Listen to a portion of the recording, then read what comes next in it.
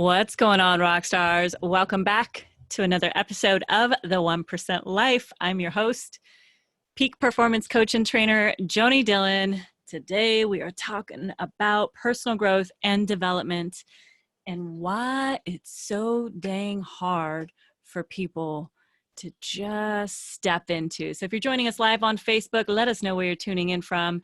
And if you're listening to us on one of our podcasting platforms, thank you for being with us. So Rockstars, I'm out here in Missoula, Montana, just wrapped up a 12-day super intensive event with my partner, who is an incredible trainer. And man, we had clients fly in from all over the world. It was absolutely incredible for 12 days, a hybrid online and in-person event, NLP, NeuroLinguistic Programming Master Practitioner event. And it was really powerful. And it got me thinking a lot about personal growth and development. I mean, I kind of think about it every day because it's my world. I coach people to be the top 1% of their careers or industries.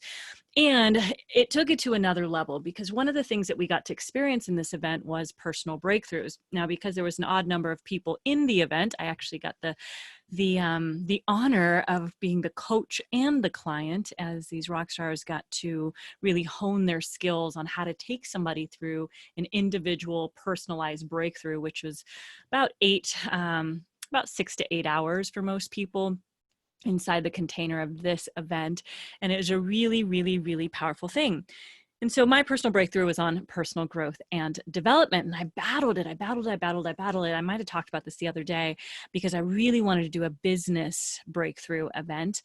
And, my partner and I were talking and he's like, listen, you know that whatever you do your breakthrough in, it's going to impact all areas of your life. So by the way, if you're hearing it sounds like an earthquake's happening, by the way, y'all are safe from that. It's just, we're getting the coach ready to, putting away all the training equipment. I'm heading out to Seattle tomorrow from Montana. And it's just been a little crazy of a few weeks. So to pack up and to move out here to Montana, we're actually officially homeless. Well, I guess this doesn't count because we have a coach to live in, but we're officially soon to be homeless in just a few days. I am. And with no house fully secured and locked down and lots going on. I'll tune you in the next couple days as to how it ends up panning out, but it looks like there's some exciting things in the works. So anyways, that's the noise.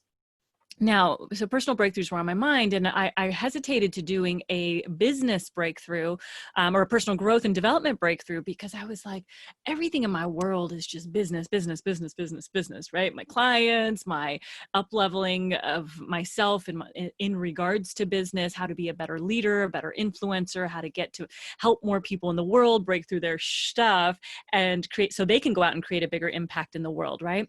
And so we were talking about this, and he was really kind of, we call it NLPing or, seeding me on why it was important for me to do a personal growth and development breakthrough as opposed to just focusing on business.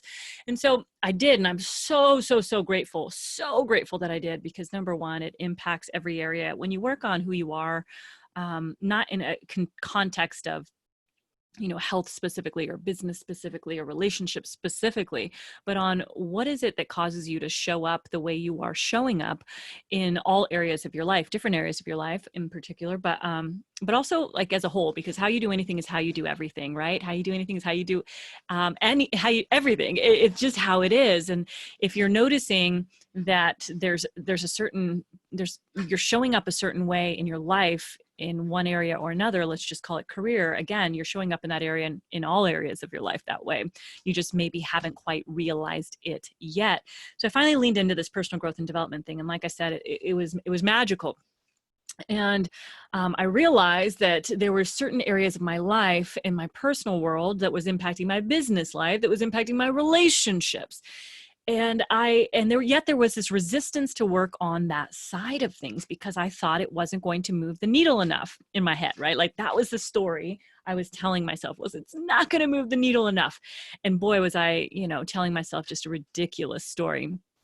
So I started thinking today about why so few people actually lean into personal growth and development and what that actually means.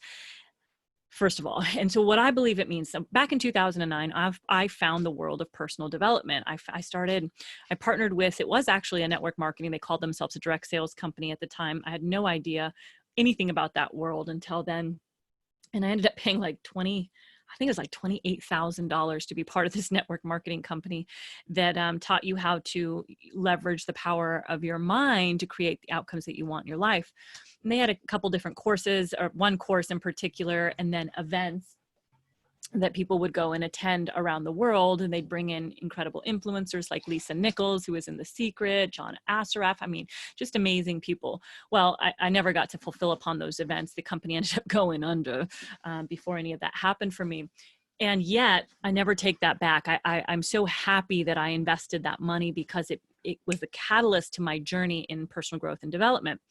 So I'm going to have to turn this fan on. So if you hear a little bit of the buzzing, that's what's going on. So rock stars, it's so what is it? What personal growth and development is working on who you are, right? The thinking that you have that leads to the behavior that you do, that leads to the outcomes that you have in your life, whether it's in your relationships, whether it's in your health, whether it's in, any number of areas, all different categories or areas of your life, right? And that person is a product of the thinking that you have and the neurology that that's going on in your body. And what I mean by that is there's very specific neurology that is going on within you that is creating the results that you have in your life. And if you're not happy with those results, well, then you have to begin to look at what is it that's happening inside of my brain, that's impacting my body, that's all of it, right? That is causing me to show up in a certain way, behave in a certain way that makes me not sell as much as I want to, or not achieve my goals, or not lean into things and want to turn and run away. So personal growth, it's about really mastering, I believe, mastering your mind, and the strategies by which you do things. See, NLP, NeuroLinguistic Programming, focuses a lot on our language and how we use that language that creates the outcomes that we have in our life, because language creates your reality, right? The words you say, whether you think you can or you think you can't, you're right. Whether you think you can is what's really going on inside your brain, right? The thoughts that you're thinking and the words that you're saying out loud are literally creating your reality.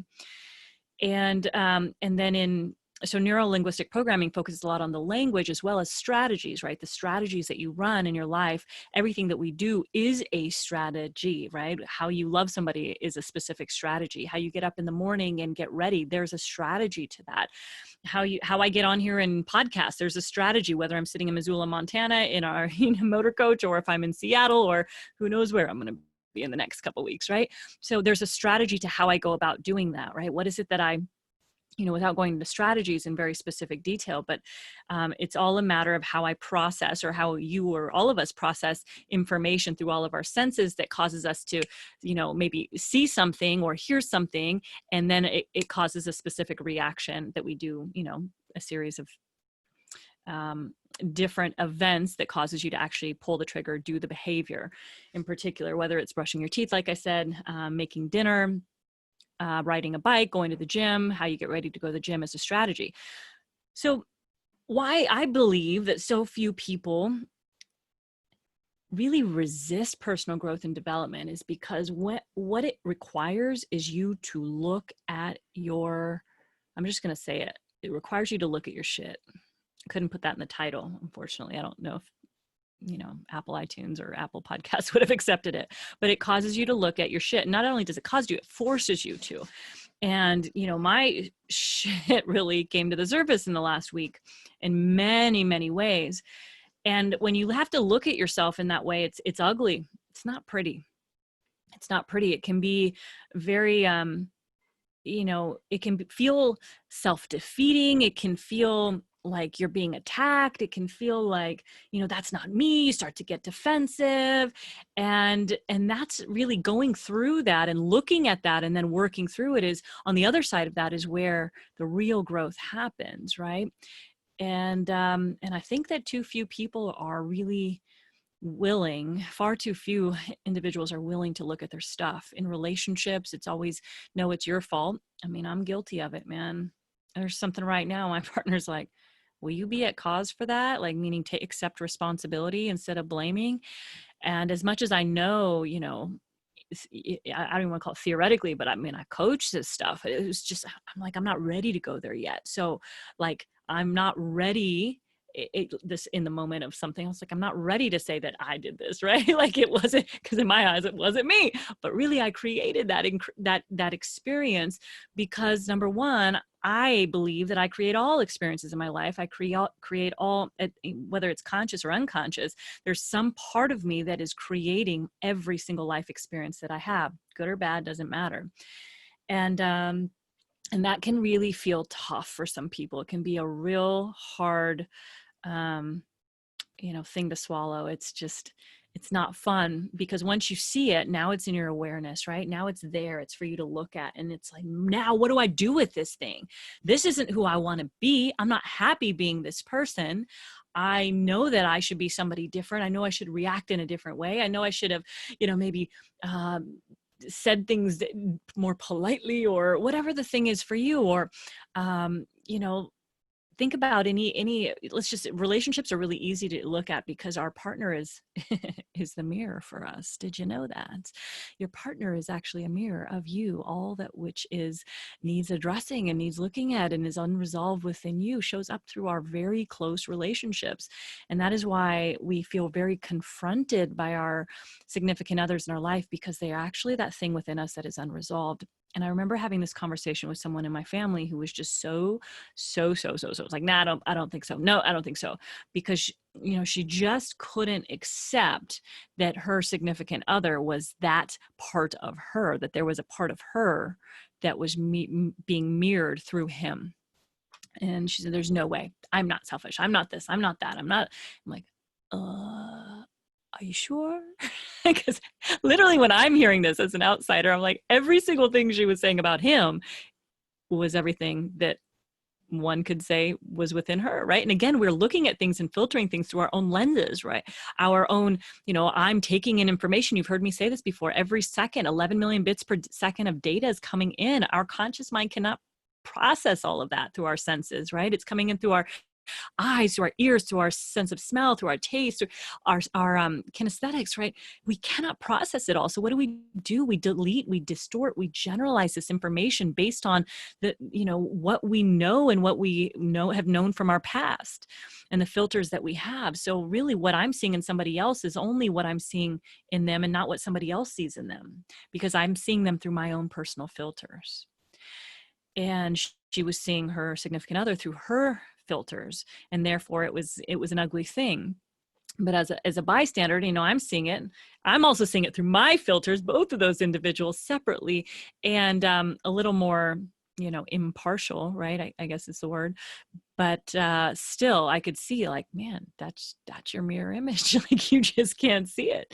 And I remember actually being in a relationship years ago where I really thought my partner was so selfish. How could he be so selfish? And the thing was that triggered me so much because I was actually really selfish. There was this huge selfish side of me that was, it was actually in retrospect, a big reason for him that we ended up breaking up is because I was so focused on my business at the time. Like, my business was everything. We bought a house together, got a dog together, Diego. And it was like everything for me was business, and not relationship first.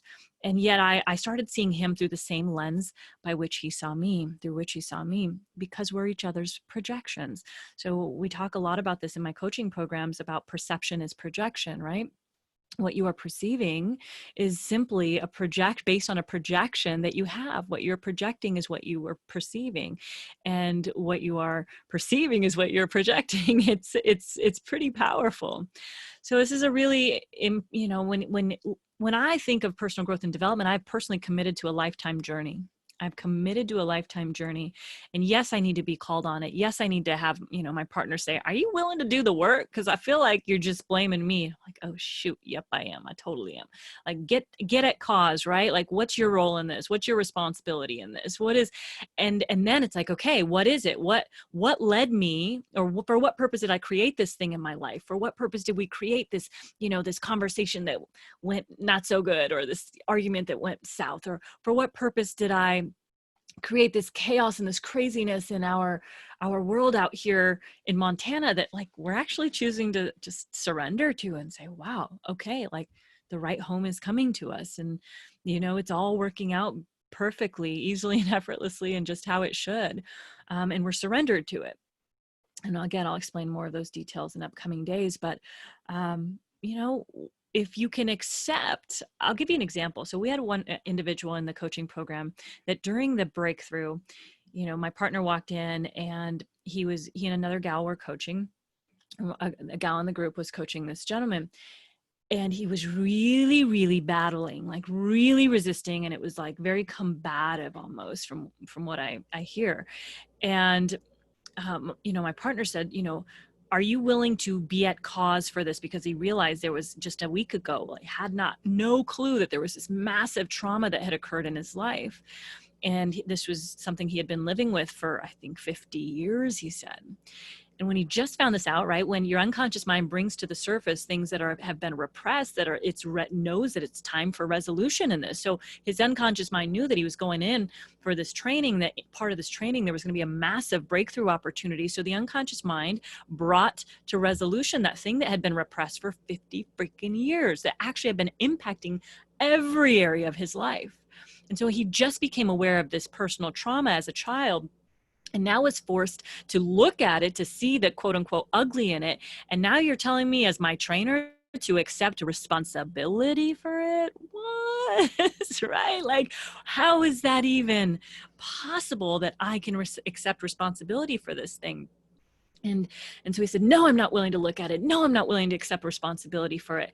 And, Scott said, listen, until you're willing to accept responsibility and be at cause, not that you consciously chose this, but to accept that some part of you at some level did this for a higher purpose, created this in your life for a higher purpose for you. Until you're willing to accept that, you're never going to be able to break through this trauma. You're never going to be this technique that we use that was called timeline therapy is not going to work. And, and he said, how many times is it going to take you to go through this, this particular section of the technique? And he said 1,000 times, which, it should have been like a couple, right? Like one time. And so again, he reframed him again, the cost of holding on to this thing. I'm like, buddy, just until you can accept, like, are you ready to here are your two options. You can leave here with the trauma that you now know you have that's been impacting every area of your life and continue to have it impact your life in horrible ways, or you can decide right now to be at cause, take 100% full ownership of this thing that happened to you as a child. Not that you consciously did it, but for some higher purpose, you created this, right? Like, this is a lens through which we choose to see the world, right? None of us consciously do the things. We don't create childhood illness and disease. We don't consciously say, as a child, like, I don't even like talking about these things. They're so horrendous, these things that happen. But as an adult, you can continue to blame and to throw responsibility and blame at somebody else and continue to hold on to the pain for the rest of your life. Or, God, and I feel like somebody needs to hear this, or you can decide that, yes, this thing sucked. Yes, this thing was horrible. And what if there was a higher purpose for it? What if there were learnings that I wouldn't have gotten had I not gone through this? What if my life is going to be so radically different than it ever would have been had I not gone through that thing? And only when I decide to accept 100% responsibility, not that I consciously created this, because that would be ridiculous, but at some level, I unconsciously created this for a higher purpose in my life. Only then will you be able to break through it. And man, this guy, just like that, as soon as he did that, shifted through this thing, allowed his coach to take him through it, and he released 50 years of trauma that was wreaking havoc on his body, on his mind, on his relationships, on his health, on everything in his life, every area of his life. It impacts how we do anything, is how we do everything. And we can only be as good as the neurology that's going on in our body, right? So this was just so powerful. And man, the next day, completely different human being. I was like, who is this guy? Like, this is not the same human being. And that's the power of releasing trauma. That's the power of letting go. That's the power of seeing your shit for what it is and owning it, man, owning it, whether it's in your relationships, whether it's your health, if you're totally unhealthy. It's like, yeah, I got myself here. I put the food in my body. I chose to eat late at night. I chose to not exercise day after day for year after year. I chose to live a sedentary life, if that's it. And, and whatever that is for, some of you. Like, accept it. It's nobody else's fault, no matter who or what you modeled from childhood. You, at some level, you chose that. You chose that. So as an adult, we can continue to carry all this crap with us for our entire life and continue to be affected by it in every way, shape, or form. Or you can decide now to just accept 100% responsibility for all that happened to you. And I know for some of you, this is a very hard pill to swallow. I know for some of you, you're probably getting angry and upset right now. But Joanie, my situation's different. How could you say I was responsible for that horrible thing that happened to me? You don't have to say that you are, and you can continue to live with it for the rest of your life. Or you can decide that, yes, I would have never consciously chose this, but what if I unconsciously chose it at some level for a higher purpose? And when you can do that, you release so much energy just in that process. And then your unconscious mind reveals to you ways to actually work through the trauma, to work through it. Whether it's putting a person, a coach, or an individual in your life who will help show you the way, like these individuals, literally divine connection, divine intervention. When we were talking about at this event, man, sometimes that window of opportunity to jump is so narrow, it's so small, that if you do not decide in that moment to take it, the opportunity can be gone just like that. So rock stars, it's not easy to look at your stuff. It's not, or your stuff. It's not easy. It's not fun. And it's the only way to grow, the only way to improve your relationships, the only way to grow together is to be at cause as opposed to be at the effect of someone else or some other situation or thing.